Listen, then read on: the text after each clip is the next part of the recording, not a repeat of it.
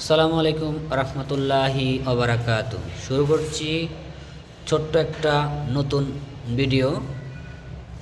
এই ভিডিওতে আপনাদেরকে দেখাবো কিভাবে এসির রাউন্ড সকেটের কানেকশন করতে হয়। আমার হাতে দেখতেছেন একটা এসির রাউন্ড সকেট, এটা উইনার ব্র্যান্ডের। এই উইনার ব্র্যান্ডের এই সকেটটির গুণগত মান মোটামুটি ভালো। এটাতে কিভাবে কানেকশন করবেন সেটা আপনাদেরকে আমি একটু দেখানোর চেষ্টা করতেছি।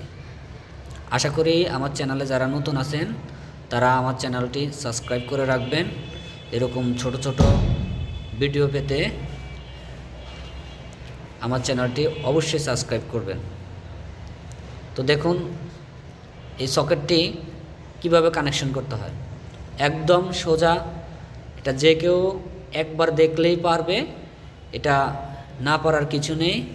তো দেখেন, এখানে দেখেন আমার হাতে যে এই একটা টার্মিনাল এখানে আছে, এল লেখা আছে। এই এলে আপনি লাল তারটা, যে কারেন্টের যে লাল তারটা, ফেজ তার যেটাকে বলে, এই তারটা এখানে কানেকশন করে দেবেন। আর এখানে এই সাইডে দেখেন আরেকটা টার্মিনাল আছে, এটাতে এন লেখা। এই টার্মিনালে আপনি নিউট্রালের কানেকশনটা করে দেবেন।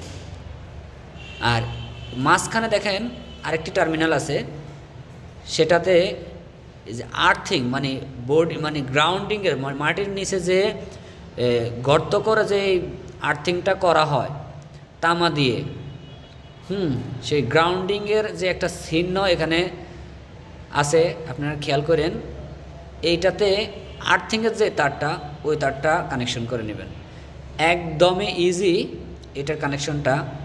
এই কানেকশনটা আপনারা কীভাবে নিয়ে আসবেন, আপনাদের ঘরের ভিতরে এসি থাকবে, এসির যেই লোড তারটা আপনাদের এই সকেটে লাগাবেন। তারপর এখান থেকে তারা প্লাগের মাধ্যমে এসির যে প্লাগ আছে, প্লাগটা এটার ভিতরে ঢুকিয়ে দিবে। পরে এই সুইচটা অন করলে এই প্লাগে লাইন আসবে, তারপর আপনাদের এসি অটোমেটিক চলবে। আর এই লাইনটা অবশ্যই আসবে এসডিবি থেকে। এসডিবিতে তো আপনাদের সার্কিট ব্রেকার আছেই, কোনো সমস্যা হবে না। আর কোনো সমস্যা হলে সার্কিট ব্রেকারটা ঠিক করবে। আর একটা এসির জন্য কয় টনি এসি লাগাবেন, যদি 1.5 টনি এসি লাগান তাহলে আপনার 15 এম্পিয়ার সার্কিট ব্রেকারই যথেষ্ট। আর যদি 2 টনি এসি লাগান তাহলে আপনার 20 এম্পিয়ার সার্কিট ব্রেকার দিবেন এসডিবিতে। তাহলে আপনার হয়ে গেল এসির কানেকশন কিভাবে করতে হয়, এসির 3 পিন রাউন্ড সকেটে কীভাবে কানেকশন করতে হয় সেটা আপনাদেরকে বুঝিয়ে দিয়েছি। আশা করি আমার ভিডিওটি যদি ভালো লাগে তাহলে অবশ্যই আমার ভিডিওটা শেয়ার করে দেবেন। ধন্যবাদ, ভালো থাকবেন। আসসালামু আলাইকুম রহমতুল্লাহি ওয়া বারাকাতুহু।